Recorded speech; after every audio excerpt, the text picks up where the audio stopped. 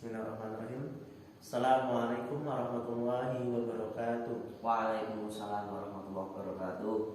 Kami dari mahasiswa UIN Salatiga dari program studi Ilmu Al-Quran dan Tafsir Fakultas Usuluddin Adab dan Humaniora. Kami akan menyampaikan podcast yang berjudul keikutsertaan Nabi dalam pembangunan Ka'bah. Saya Adi Busandika Septiansa sebagai moderator dan samping saya Pangestu Bakti Widarto sebagai narasumber. Gini Mas, Ka'bah kan pernah mengalami kerusakan. Nah, bagaimana pembangunan Ka'bah pada zaman Nabi? Pada zaman Nabi sendiri itu pembangunan Ka'bah mengalami banyak perubahan, Mas.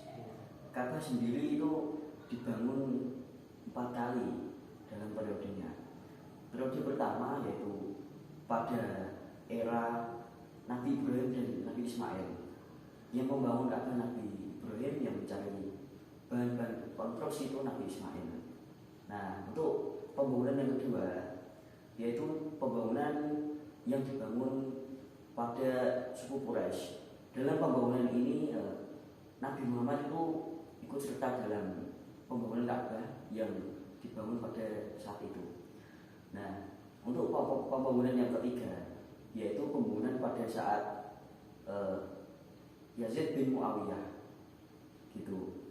Terus untuk pembangunan yang keempat itu pembangunan pada saat terbunuhnya Abdullah bin Zubair. Nah, untuk yang kita bahas kali ini yang kedua tadi keikutsertaan Nabi dalam membangun Ka'bah. Nabi Muhammad SAW kan ikut serta dalam pembangunan Ka'bah. Nah, apa peran penting Nabi Muhammad dalam pembangunan Ka'bah itu, Mas? Ya, baik. Terima kasih ya. Salah satu peran penting Nabi Muhammad dalam pembangunan Ka'bah yaitu ketika beliau berusia 35 tahun, beliau mengangkat batu besar hanya dengan sepotong kain kecil yang ada di pundaknya, Mas. Jadi itu batunya besar, diangkat di punggung Nabi yang hanya beralaskan lembaran kain. Nah, selain itu Nabi juga menjadi andil besar dalam pembangunan Ka'bah. Dan juga disebutkan di dalam riwayat beliau menjadi salah satu seseorang yang dipilih oleh Allah untuk meletakkan Hajar Aswad. Dikala pada saat itu banyak sekali suku-suku yang berselisih untuk meletakkan Hajar Aswad di situ. Tapi qadarullah di sini Nabi sendiri dipilih langsung oleh suku-suku tersebut untuk meletakkan Hajar Aswad. Mas, di dalam Ka'bah kan ada istilah Hijr Ismail. Nah, Hijr Ismail itu apa sih, Mas? Baik, jadi gini, Mas. Hijr Ismail sendiri, hijr artinya kan kamar. Istilahnya itu mudahnya kamar Nabi Ismail. Kenapa kok disebut kamar Nabi Ismail? Karena Hijr Ismail itu sebuah tempat peristirahatan Nabi Ismail.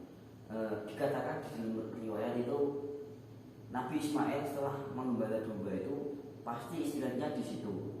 Nah, sampai saat ini pun maka dinamakan Hijr Ismail. Hijr Ismail sendiri itu dulu menyatu dengan Ka'bah. Nah, kemudian setelah mengalami banjir bandang itu, Hijr Ismail dan Ka'bah itu terpisah sampai saat ini. Itu tadi adalah materi keikutsertaan Nabi dalam pembangunan Ka'bah yang disampaikan oleh Mas Ido. Sekian dari kami, kurang lebihnya mohon maaf.